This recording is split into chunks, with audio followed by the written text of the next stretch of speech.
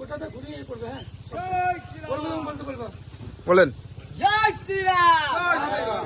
তারাপীঠে আর একটা মা, আমাদের মা মুন্ডুমারি তলার ঘাটে আমরা সকলে মিলে আজকে এই যে দেখছেন যে একটা বড় বড় ঘাট আছে, ঘাটটা প্রচন্ড পরিমাণে অপরিষ্কার হয়ে গেছিল। সেই ঘাটটাকে আগামী কাল থেকে শুরু হবে আমাদের শ্রাবণী অনুষ্ঠান। সেই শ্রাবণী অনুষ্ঠান অর্থাৎ জল ঢালার ব্যাপার। এখান থেকে জল ঢল নিয়ে প্রায় লক্ষ লক্ষ মানুষ এখান থেকে জল বিভিন্ন জায়গাতে যায়। তাই আমরা এই ঘাটটা প্রচন্ড অপরিষ্কার ছিল, প্রচুর মানে মদের বোতল বা কাঁচের যে বোতল বা গ্লাস ভাঙা, আর ড্রেনের দেখুন অপরিষ্কার ভাব, প্রচুর গাছপালা, এইগুলো প্রচন্ড নোংরা হয়ে গেছে। এই সাইডগুলো সমস্ত নোংরা, এই সমস্ত ছেলেপেলে মিলে আমাদের ভারতীয় জনতা পার্টির তরফ থেকে এই সমস্ত কাজগুলো আমরা সকাল থেকে আরম্ভ করেছি আজকে। এখন আরম্ভ করে মোটামুটি শেষের দিকে দূর থেকে দেখবেন প্রচন্ড পরিমাণে এগুলো নোংরা ছিল, ওই নোংরাগুলো পরিষ্কার করা হলো।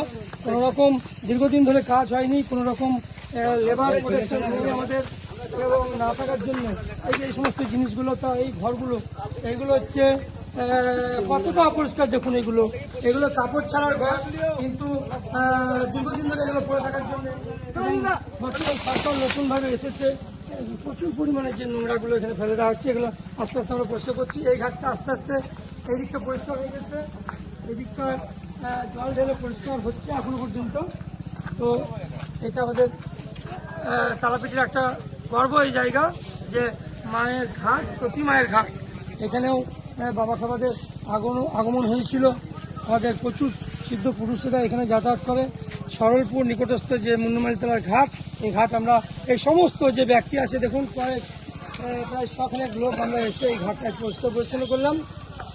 তো যাতে আগামী দিন এই ঘাটটা পরিষ্কার পরিচ্ছন্ন থাকে এবং সকলে যেন সুব্যবস্থাভাবে এই ঘরগুলো ব্যবহার করতে পারে, তার জন্য আমি অনুরোধ করব প্রশাসনের কাছে যেন এটা যেন দেখভাল করে। সকলের নামে জয় শ্রীরাম, জয় শ্রীরাম, জয় শ্রীরাম, জয় শ্রীরাম।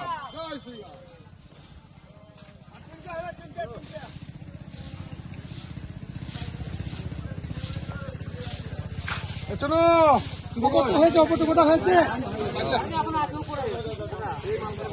আচ্ছা